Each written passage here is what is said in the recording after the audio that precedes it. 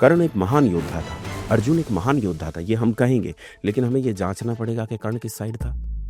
हमें ये जांचना पड़ेगा भीष्म किस तरफ थे। अब महान इतने थे कि भाई भीष्म के लिए स्वयं श्री कृष्ण को एक बार के लिए अपनी प्रतिज्ञा तोड़नी पड़ी, युद्ध के लिए उतर पड़े कि 5 लाख गुरुकुल मौजूद हैं, कोई तो एजुकेशनल स्ट्रक्चर रहा होगा, वो कहाँ गया और वो क्यों इस एजुकेशन में नहीं, विचार करना पड़ेगा। वेद सृष्टि की सबसे प्राचीन पुस्तक है, ये पूरी दुनिया मानती है, यहूदी मानते हैं, मुसलमान मानते हैं, ईसाई मानते हैं, अपनी छोड़ दो, हिंदुओं की छोड़ दो, दुनिया मानती है कि वेद दुनिया की लाइब्रेरी की सबसे ओल्डेस्ट बुक है, सबसे प्राचीन पुस्तक है। हम महाभारत की बात करें, भगवत गीता की बात करें, रामायण की बात करें, ऐसे में भगवत गीता को तो कहा जाता है कि एक लाइफस्टाइल है जो आप अपना सकते हैं प्रैक्टिकली जीवन में।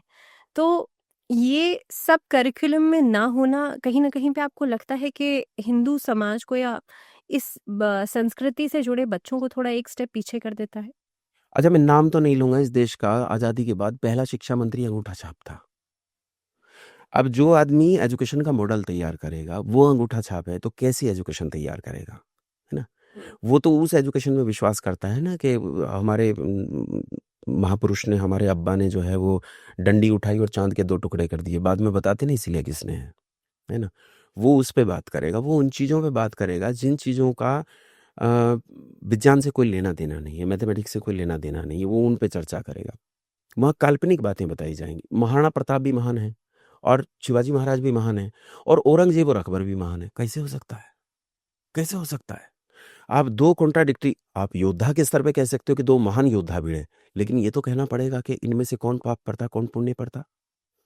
कर्ण एक महान योद्धा था, अर्जुन एक महान योद्धा था, ये हम कहेंगे, लेकिन हमें ये जांचना पड़ेगा कि कर्ण किस साइड था। हमें ये जांचना पड़ेगा भीष्म किस तरफ थे। अब महान इतने थे कि भाई भीष्म के लिए स्वयं श्री कृष्ण को एक बार के लिए अपनी प्रतिज्ञा तोड़नी पड़ी, युद्ध के लिए उतर पड़े हैं। इतने महान योद्धा हैं, खड़े किस साइड हैं, डिपेंड करता है कि खड़े किस साइड हैं। हमारा जो एजुकेशन सिस्टम है उसकी साइड तय करती है कि एजुकेशन सिस्टम हमें पढ़ाएगा क्या। 1822 में एडम विलियम्स लिखता है, मैं राजीव दीक्षित को कोट नहीं कर रहा हूं, मैं किसी भी इंडियन हिस्टोरियन को, किसी फिलोसफर को यहाँ कोट नहीं कर रहा हूं, मैं कोट कर रहा हूं एडम विलियम्स को, टीबी मैकॉले की टीम का सदस्य, Thomas Babington Macaulay, gym mills, Adam Williams, Wilbur fort, madam Montessori, ये वो टीम है जो इस देश की एजुकेशन को बर्बाद करने के लिए आई और उन्होंने इस देश की एजुकेशन को पूरी तरह रिप्लेस किया। वो लिखते हैं 1822 में कि 5 लाख गुरुकुल शेष हैं।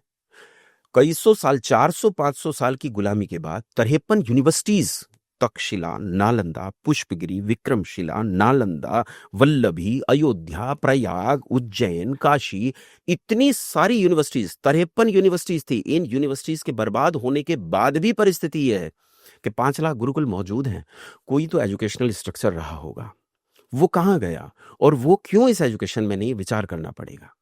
एजुकेशन 2 तरह की है, एकेडमिक एजुकेशन जो आपको रोटी देती है, लाइफ एजुकेशन जो आपको जीवन सिखाती है। आपकी एजुकेशन में लाइफ एजुकेशन है कि नहीं है? Twinkle twinkle little star, how I wonder what you are. Twinkle twinkle little star, star little है, स्टार लिटिल है, बेशर्मी सिखाई जाती है। Johnny Johnny, yes papa, eating sugar no papa, उसने खाई है लेकिन बोल क्या रहा है, eating sugar no papa, telling lie, झूठ बोल रहा है, तो वो मुंह खोल के हंसता है बेशर्मी से, हा हा हा। ऐसी कोई कविता है, मैं तो खैर अंग्रेजी वाला नहीं हूं, लेकिन ऐसी कोई कविता हमारे यहाँ जब कविता पढ़ाई जाती है तो वहां कर्ता और कर्म का विधान और सिद्धांत को, जिसने सूरज चांद बनाया, जिसने तारों को चमकाया, जिसने फूलों को महकाया, हम उस ईश्वर के गुण गाएं। काव्य में विज्ञान है। एक प्रश्न का उत्तर मैं आपसे चाहता हूं, आप और मैं दोनों नास्तिक हैं, दोनों ईश्वर को नहीं मानते। एक क्षण के लिए मान लीजिए हम दोनों ही आस्तिक हैं, लेकिन एक क्षण के लिए मान लीजिए आप भी वामपंथी हैं, मैं भी वामपंथी हूं, आप लेफ्टिस्ट हैं, मैं भी लेफ्टिस्ट हूं, मैं कामरेड, आप भी कामरेड, दोनों ईश्वर को नहीं मानते। हमारे यहाँ वेद को अपौरुषेय मानते हैं, यानी वेद ईश्वरकृत है, मनुष्यकृत नहीं है। अब मैं आपसे यहाँ एक प्रश्न उठाऊं कि नास्तिक को कैसे समझाएंगे कि वेद ईश्वरकृत है? ये विज्ञान है, ये एजुकेशन है, लेकिन क्या ये एजुकेशन हमारे समाज में है? अगर मेरे विज्ञान और मेरे गणित में दम है तो मैं गणित और विज्ञान के दम पर बिना ईश्वर को माने वेद को अपौरुषेय सिद्ध कर दूंगा, विद लॉजिक। हाँ, एक छोटा सा उदाहरण देता हूं। वेद सृष्टि की सबसे प्राचीन पुस्तक है, ये पूरी दुनिया मानती है, यहूदी मानते हैं, मुसलमान मानते हैं, ईसाई मानते हैं, अपनी छोड़ दो, हिंदुओं की छोड़ दो, दुनिया मानती है कि वेद दुनिया की लाइब्रेरी की सबसे ओल्डेस्ट बुक है, सबसे प्राचीन पुस्तक है। वेद मनुष्यों ने लिखी ऐसा आम लोग मानते हैं, लेकिन जो विद्वान हैं, गुरुकुल आदि में पढ़े लिखे हैं, वो मानते हैं वेद अपौरुषेय है, यानी मनुष्यकृत नहीं है, ईश्वरकृत है। तो जो कहते हैं कि वेद ईश्वरकृत नहीं है, मनुष्यकृत है, उनके लिए एक जिम्मेदारी आ जाती है कि वो ये सिद्ध करें कि वेद के रचने से पहले मनुष्य के पास भाषा थी। अब फिर प्रश्न आता है, क्या भाषा मनुष्यकृत है? क्या भाषा मनुष्यकृत है? इसे लॉजिक में जाए, हम अपनी थ्योरी नहीं लेते, दुनिया कैसे बनी। ऋतंच सत्यंच विधा तपसोध्य जाए ततो रात्र जाए तथा समुद्र और नवा समुद्रादर नवादि संवत्सर हो जाए हो रात्राणी। मैं नहीं लेता, हटा दो, वेद को हटाओ, नहीं लेता। विज्ञानवादियों का लेते, दुनिया कैसे बनी? सर्वाइवल ऑफ द फिटेस्ट, योग्यतम की उत्तरजीविता, विकासवाद, थ्योरी ऑफ इवोल्यूशन, डार्विन कैसे बनी? मतलब it was big bang in the opening end of this दुनिया, वहां एक बिग बैंग हुआ, डार्क मैटर था। उस डार्क मैटर की प्रकृति क्या है ये कोई वैज्ञानिक नहीं बता सकता, उसे छोड़िए, प्रश्नों को छोड़ते हैं। बिग बैंग हुआ, आकाशगंगाएं बनी, सौरमंडल बना, सौरमंडल में हमारा सूर्य और उसकी पृथ्वी बनी। पृथ्वी पर करोड़ों वर्षों तक मीथेन की बारिश हुई। प्रश्न यहाँ भी है कि वो बारिश सूरज पर क्यों नहीं होती, मीथेन वहां भी है, 13 लाख गुना ज्यादा है, लेकिन यहाँ बारिश हुई, पृथ्वी ठंडी हुई, समुद्र बने, पृथ्वी बनी। समुद्र के अंदर पहली चीज क्वाइसरवेट, क्वाइसरवेट से फर्स्ट सेल से फिश से एम्फीबिया, एम्फीबिया से रेप्टिलिया, रेप्टिलिया से एवीज, एवीज से मैमल्स, और फिर मैमल्स के माध्यम से वो आदि मानव, आदि बंदर, आदि मानव होते हुए हम मानव बने।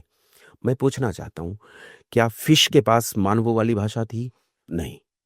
एम्फीबिया के पास, कछुए के पास थी? नहीं। चिंपैंजी के पास थी? नहीं। बंदर के पास थी? नहीं। आदि मानव के पास थी? नहीं। तो मानव के पास पहली भाषा कैसे आई? कोई भाषा, मैं संस्कृत का पक्षधर नहीं हूं यहां, मैं कहता कोई भी भाषा आई, मानव के पास भाषा कैसे आई? अगर मानव ने भाषा का विकास किया तो कैसे किया? मैं प्रश्न पूछता हूं कि मानव ने भाषा का विकास कैसे किया? अब भाषा विज्ञानी उठाइए, चॉम्स्की आदि जो सबसे बड़े लिंग्विस्ट माने जाते थे, मैं नहीं मानता उन्हें, दो कौड़ी के भी, लेकिन वो दुनिया मानती है, इसलिए कह रहा हूं। चॉम्स्की आदि को उठाइए या दुनिया भर के जितने भी भाषाविद हैं उन्हें उठाइए, सब कहते हैं कि भाषा विकास के तौर पर सिद्ध नहीं होती, कि विकास के स्तर से भाषा का विकास हुआ। पहले मनुष्य ने भाषा के शब्द कैसे सीखे होंगे? कैसे? तो कहते हैं जी उन्होंने पानी को पढ़ते देखा तो टप टप की आवाज सुनी, हवा को चलते देखा तो सनसन की आवाज सुनी, घोड़े को चलते देखा तो उसकी टाप की आवाज सुनी, बिल्ली को म्याऊं म्याऊं करते देखा, पाँव में कांटा चुभा तो मुंह से हाय निकल गई।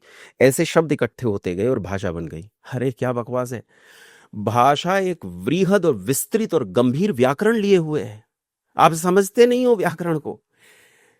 रामायण 24,000 श्लोकों से रची गई है, और इन 24,000 श्लोकों में आप हर 1000 श्लोक के बाद का वर्ण उठा लेंगे तो श्लोक तैयार हो जाएगा। आप जानते नहीं है व्याकरण किसे कहते हैं, अब व्याकरण को समझते नहीं, व्याकरण किस स्तर पे काम करता है। तो कहीं ना कहीं पे जो एक एजुकेशन सिस्टम है, यहीं पे बहुत सारी लूप होल्स हैं। एजुकेशन सिस्टम विज्ञानवादी नहीं है।